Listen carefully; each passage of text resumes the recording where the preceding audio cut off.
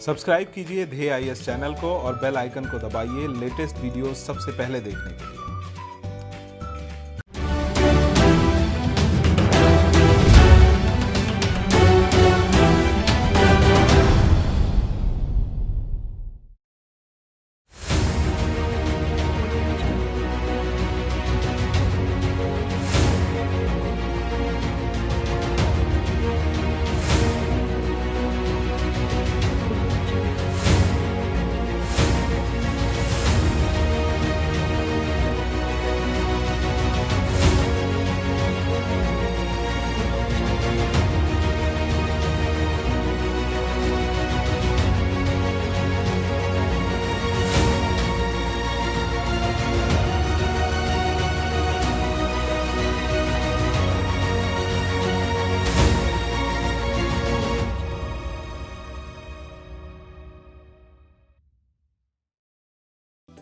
In focus कार्यक्रम में आप सभी का स्वागत है। आज का विषय है वक्फ बोर्ड। ये विषय सुर्खियों में क्यों है?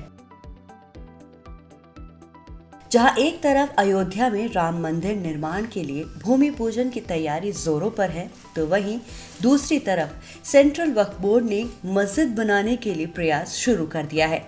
हाल ही में उत्तर प्रदेश सुन्नी सेंट्रल वक्फ बोर्ड ने ऐलान किया कि अयोध्या में मस्जिद निर्माण के लिए एक ट्रस्ट का गठन किया जाएगा।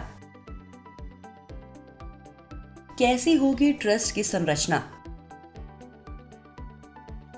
बाबरी मस्जिद राम जन्मभूमि शीर्षक मुकदमे में सुप्रीम कोर्ट के आदेश के मुताबिक अयोध्या में मुस्लिम पक्षकारों को एक मस्जिद बनाने के लिए जमीन उपलब्ध कराया जाना था। इस जमीन पर मुस्लिम पक्षकार अपना एक मस्जिद बनाने वाले हैं। मस्जिद निर्माण और इसके आगे की देखरेख के लिए वक्फ बोर्ड एक ट्रस्ट का गठन करेगा। इस ट्रस्ट को इंडो इस्लामिक कल्चरल फाउंडेशन कहा जाएगा। इसमें अधिकतम 15 सदस्य शामिल होंगे।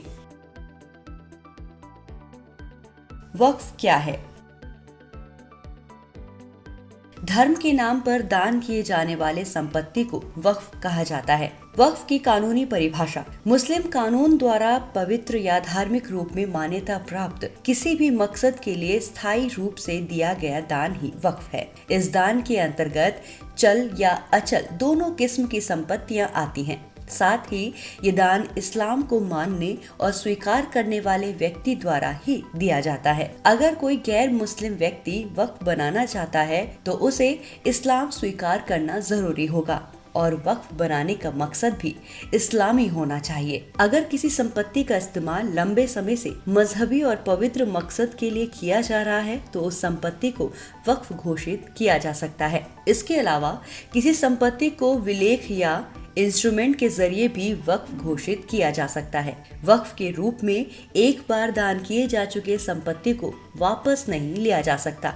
वक्फ अधिनियम 1995 में वक्फ से जुड़े कायदे कानून दिए गए हैं और ये इसी के मुताबिक काम करता है। इस कानून के मुताबिक अगर कोई संपत्ति वक्फ के रूप में घोषित किया गया है तो इसके लिए स्थानीय जांच, गवाहों के बयान और सार्वजनिक दस्तावेजों को चेक करने के बाद एक सर्वे कमिश्नर द्वारा उस संपत्ति की वक्फ के तौर पर पुष्टि की जाती है। वक्फ की देखरेख के लिए एक मुतावली नियुक्त किया जाता है। ये मुतावली बस एक सुपरवाइजर के रूप में काम करता है। कोई भी वक्फ एक आम ट्रस्ट की तरह ही होता है, लेकिन आम ट्रस्ट का मकसद थोड़ा व्यापक होता है, जबकि वक्फ का मकसद धार्मिक होता है।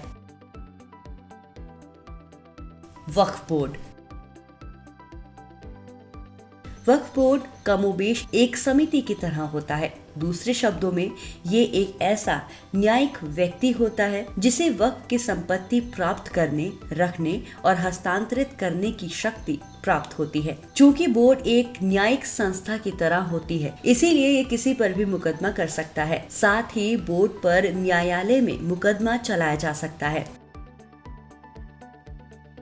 वक्फ बोर्ड की संरचना: